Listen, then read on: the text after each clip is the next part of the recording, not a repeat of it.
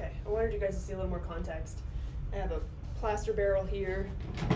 Be sure it is marked plaster before you dive your hands into it. There are a couple in here labeled casting investment, which looks a lot like plaster but has a silica glass fiber in it.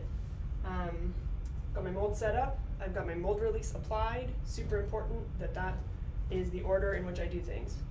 Plaster mixing doesn't come until after all that is done. If you miss one step, we got problems. So, my bucket is clean, mostly. Never really returns to entirely clean, but we don't want flakes that come off when we start to mix because it'll be hard spots in the cast, create air pockets. So, like a bucket that you find in here, not only is this cracked in a bunch of places, it has a lot of dried plaster in it. So do try to get your own bucket for this and hold on to it.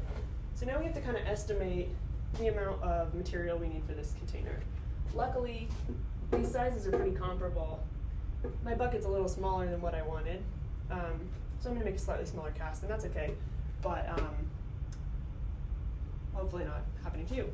So when I go to mix plaster, it's super important that I add water to the bucket first and plaster to the bucket second, and never move in any other direction. Never water, water, never plaster, water, never plaster, water, plaster. Really just water and then plaster. That's it. Okay. And plaster absorbs so much water that if I were to fill this to the top, it would be another bucket's worth before this water is saturated with plaster. So I have to make sure that I only fill my bucket about a little under half of what I ultimately need. That is how much plaster I will need to add to this bucket to saturate the water. So if I fill water to here, I end up with this much plaster. So I'm going to do that.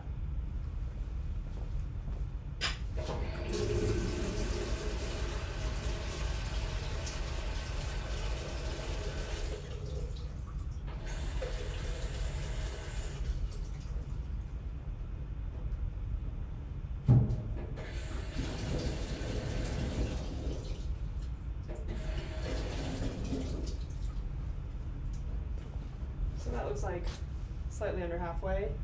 By the way, the buckets I got you guys are slightly larger than this. It's 5 quarts. I think I got you 3.5 gallons. There is a way to calculate the volume of plaster that you'll need to mix, and then it is a question of liters to grams of plaster. I find that to be onerous, especially if you're going to mix plaster in your house or without a scale. So I just do it by eye, and so that's what I'm going to show you today because it's very repeatable. However, if you are making very precise molds for the purposes of, say, slip casting later down the line, there will be a need for more precision, and there's a mathematical way of calculating the exact volume of plaster to water that you'll need for the volume of the mold. I have that formula posted in the room with me right now. In case you're curious, I can share that with you. Okay, so I've got my bucket of plaster here. I'm gonna see if I can show you that. Just a bag of plaster in a garbage can with some shovels in it. That plaster came from this stash over here by the sink. If the plaster in that bucket runs out, feel free to grab one of these 50-pound bags and dump it in here and cut it open. So, I like to reach in here by hand. Not a bad idea to wear a mask. Just because you don't want plaster in your lungs. You can imagine plaster mixed with water hardens what's in your lungs but water. I'm not going to wear a mask just because I want you to be able to read my lips in case the audio is not super great, but you might. So I put on my safety glasses because, like I said, I somehow managed to splash myself in this process. So I'm breaking up the plaster, making sure that I feel for any chunks. Sometimes people introduce water into the bag and set up some plaster in the bag. That's not great. So make sure that as you reach between the bag and your bucket, your hands are dry and you're not introducing moisture into the raw material. And this will really take a lot of dry plaster. Let's see if I can bring that closer to you guys.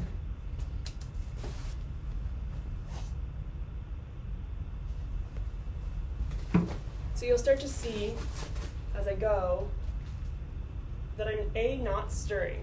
Really important that I'm not stirring at all. I can't say that enough or clearly enough. I added the water to the bucket first, I'm adding the plaster, and I'm not stirring. What you'll start to see as I go is that the plaster is absorbed more and more slowly.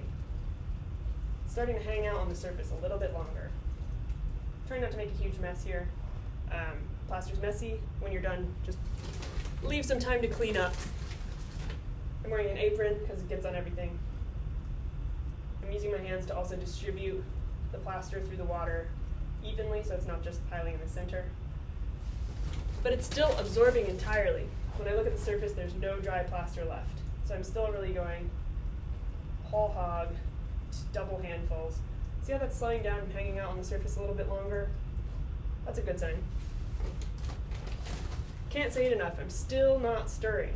If I disturb the material now, it won't give me the visual signs I need to recognize when it's reached saturation. And that's what I'm looking for here. If I disturb the plaster now, I will get a very weak mix. Symptoms of a weak mix are it stays kind of spongy and wet. You can drive your fingernail or finger into the surface of the plaster even after an hour. It may even stay like a kind of a jelly. Even if I wait for days and days and days, it can still refuse to set up if I start mixing too early. Or if I don't add enough plaster, because that's exactly what will happen if I start mixing too early. I won't add enough plaster.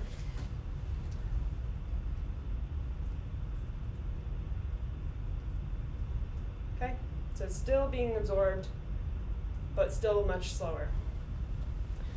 I'm going to keep adding material until it stays on the surface of the water, dry. Not a huge amount, but an island that I can recognize across the surface, staying for at least 30 seconds. So that's still absorbing pretty fast. But I'm close. So I've gone from a 2-hand scoop to a 1-hand scoop, and I'm focusing more on the outsides now because I see that saturation in the middle is much more thorough. Okay, we're getting real close here. So now I'm just kind of taking small pinches.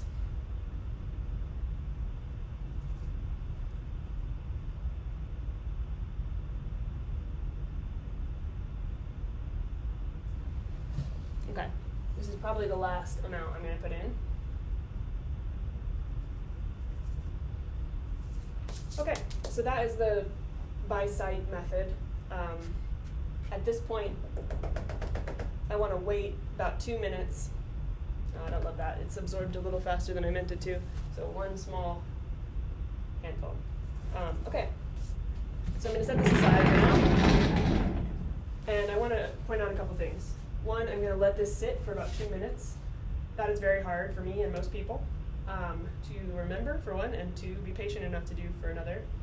But it helps the plaster distribute more evenly through the water. So it's called slaking. I know I'm not in the frame, I'm just looking at my hands, but what I want to show you is a couple of objects in the room that are really important, because once plaster starts going, it's a very quick turnaround. There's not a lot of work time from now on. What that means is that I have to have a whole plan ready for when I need to dispose of this. I can't pour this in the sink. Again, I cannot pour this in the sink. This, I can't say that enough. I'm looking right in the eyes. If this goes in the sink, it will clog the entire system. We do have a catch here, but it will be the worst. So what we do is any excess plaster that is too much for my mold, I'm going to pour that excess in the trash can. The trash can is on the other side of the room right now. It's one of these same bins, but it doesn't have a lid and it's clearly a trash can. So pour excess in the trash. After that, I'm going to take it to this bucket to my right, which is to the left of the sink, and I'm going to rinse it in this sump bucket. So what that does is it allows the heavy material to settle at the bottom of this bucket and separate from water.